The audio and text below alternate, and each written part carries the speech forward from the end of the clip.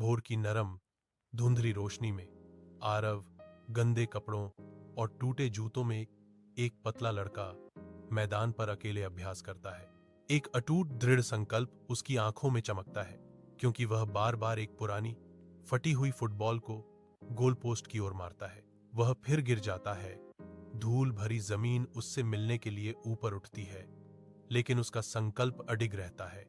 जैसे ही वह अपने पैरों पर खड़ा होने के लिए संघर्ष करता है, पास से गुजरते ग्रामीण फुसफुसाते और हंसते हैं। उनके क्रूर शब्द सुबह की हवा में तैरते हुए आते हैं।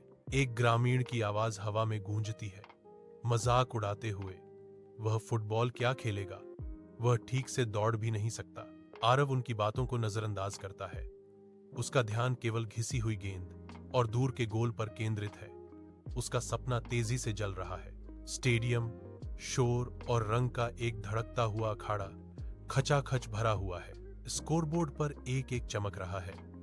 घड़ी में केवल 10 सेकंड शेष हैं। भीड़ से पास करो, वह इसे मिस कर देगा के शोर के बीच आरव को गेंद मिलती है। वह झिझकता है।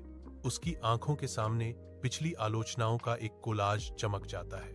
आरव गहरी सांस लेता है, अपनी आंखें बंद करता है और अपने सपने को याद करता है।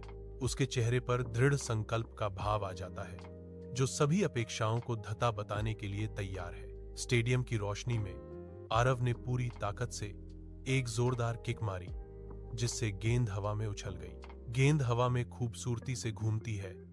शाम के आकाश के खिलाफ एक आदर्श सर्पिल सीधे लक्ष्य की ओर बढ़ रही है। यह गोल पोस्ट के कोने से टकराती है। पूरे स्टेडियम के खामोश हो जाने से एक पल के लिए सब कुछ थम सा जाता है। फिर तालियों और जयकारों की गगनभेदी गड़गड़ाहट स्टेडियम में गूंज उठती है। विजय की एक लहर, जिस भीड़ ने उस पर शक किया था, अब वही उसका नाम जप रही है। आरव के लिए प्रशंसा का एक कोरस।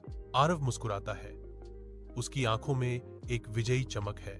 फुसफुसाते हुए, सपने कमजोर नहीं होते, लोगों के विचार होते हैं। आरव